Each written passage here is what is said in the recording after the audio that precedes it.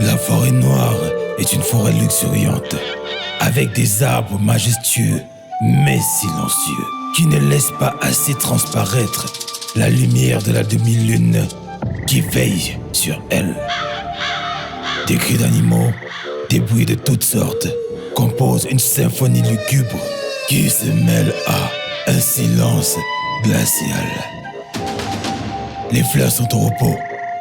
Une légère brume tapisse le sol. Par moments, on n'en voit pratiquement pas le bout. Mbaga et Edima marchent dans la forêt noire depuis des heures. Edima est terrifié. Ils sont perdus.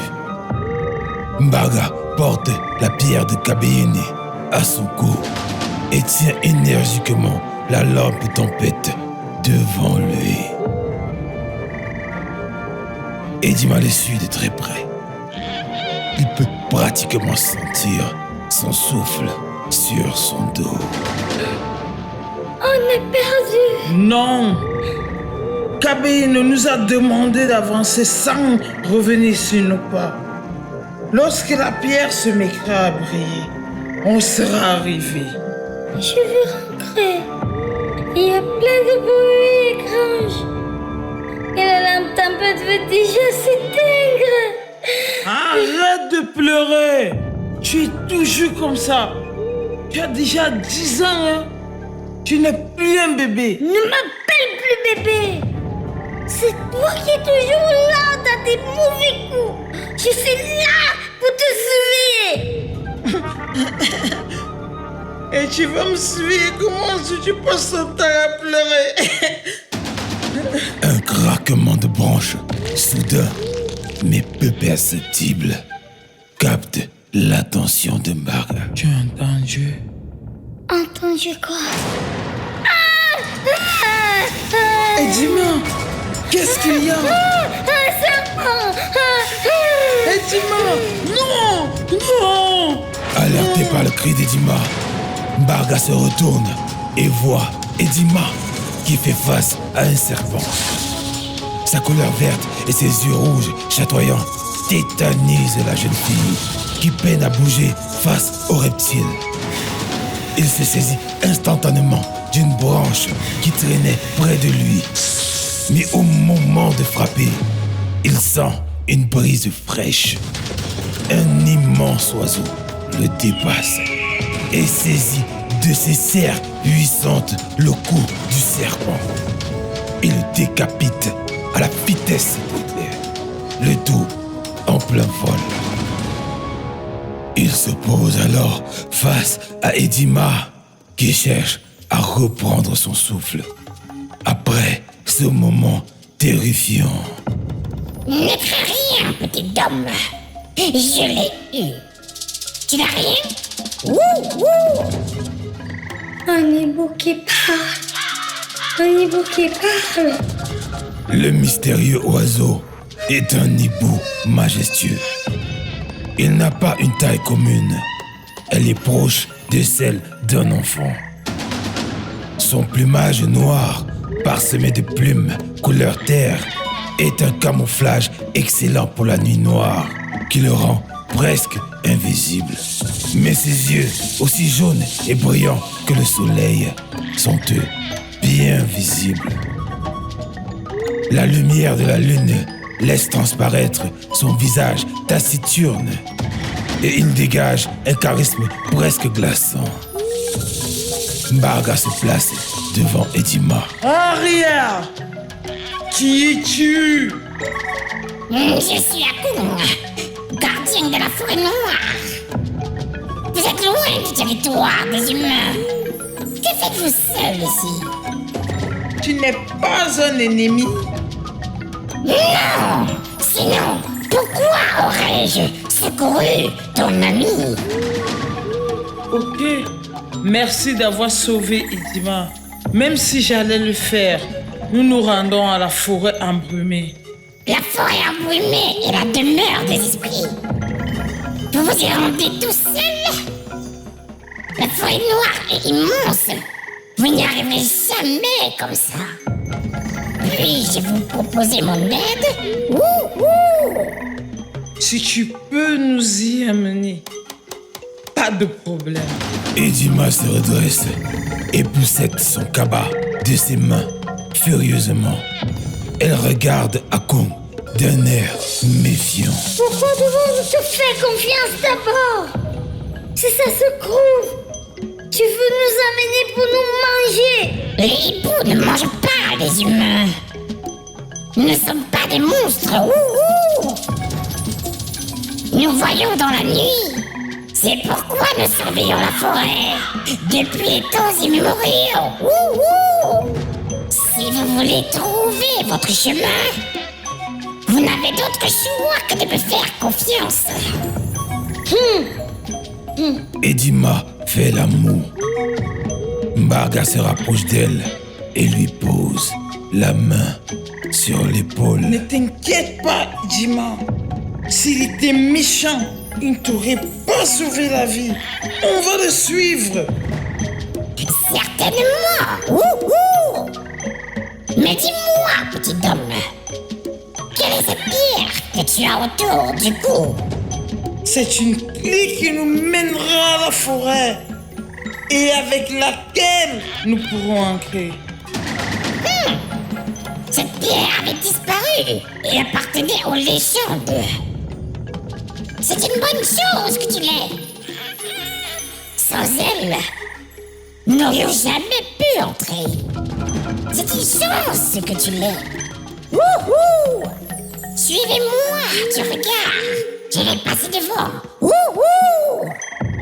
Mbarga brandit énergiquement son bâton. Il serre Edima contre lui en lui tenant l'avant-bras. Elle sourit. Ok, Edima, ne t'inquiète pas, je te protégerai. Merci. Je me charge d'éclairer les chemins. Edima et Mbarga s'avancent en suivant Akon, le grand hibou. La forêt noire, qui ne laisse rien entrevoir depuis des heures, semble s'illuminer au fur et à mesure qu'ils avancent. L'air se réchauffe, la douce brise glaciale disparaît. Une bonne odeur de terre mouillée rafraîchit leurs jeunes narines.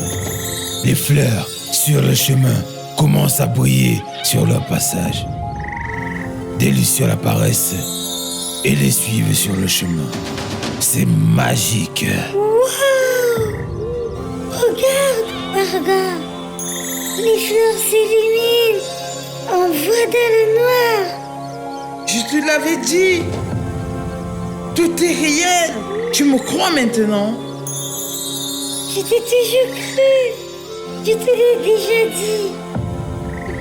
Où sommes-nous?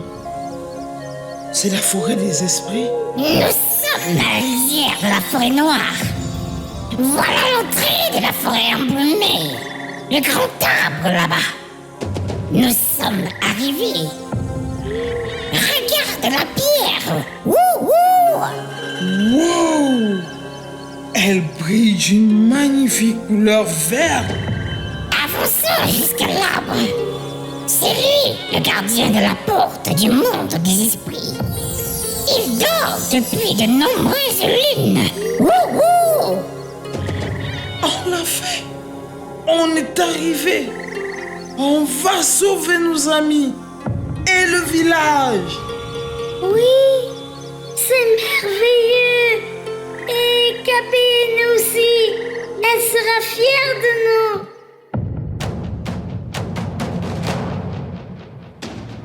Mbarga, Edima et Akong font face à Bebinga, l'arbre ancestral qui se réveille. Il est majestueux et gigantesque. Il s'illumine d'un coup. Sa voix imposante fait presque trembler les alentours. Qui ose perturber mon sommeil paisible? Oh, grand arbre sacré. Je suis Mbarga, fils d'un concombre. Je suis venu pour entrer dans cette forêt pour rencontrer le Nemu. Laisse-nous passer.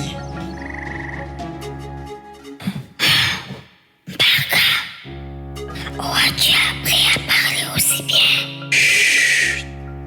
C'est mon père qui parle toujours comme ça devant les adultes.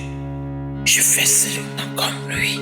Toi, petit homme, tu veux rencontrer le souverain de cette forêt, auquel humain ne s'est jamais rendu. Si, Mbarga, montre-lui la pierre. Cette pierre m'a été confiée par une personne qui a dit rencontrer ton souverain. Elle m'a dit de la présenter au gardien de la forêt. Une fois arrivé. Oh, gardien de la pierre, pardonnez ma méprise. Je ne vous ai pas reconnu. Mes hommages. Je ne suis pas le héros ancestral dont vous parlez. Je ne le connais pas. Je suis juste venu chercher mes amis. Peux-tu nous laisser traverser maintenant? Oui, gardien. Pardon, jeune humain. Dépose la pierre dans le creux qui se trouve dans mon centre. Génial! Wow! Une porte gigantesque de lumière s'ouvre devant nous. Akung pointe la direction d'une porte lumineuse étrange qui laisse entrevoir la forêt embrumée. C'est la porte des esprits.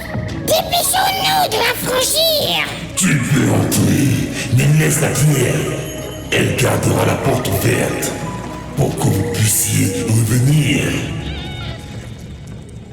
Edima hésite, mais Mbarga saisit sa main de manière assurante et s'avance vers la porte de lumière. Partez devant, les enfants. Je vous rejoins. Je m'assure que nous n'avons pas été suivis. Oui, attends-nous. Bonne chance à vous, héros. Vous en aurez bien besoin. Prenez ces fruits sacrés et mangez-les. Grâce à eux, vous verrez dans les ténèbres les plus obscures. Merci, grand arbre. Nous nous reverrons bientôt. Dans le clair obscur de la forêt illuminée, Edima et Mbarga s'en vont vers l'inconnu, dans l'espoir de retrouver leurs amis.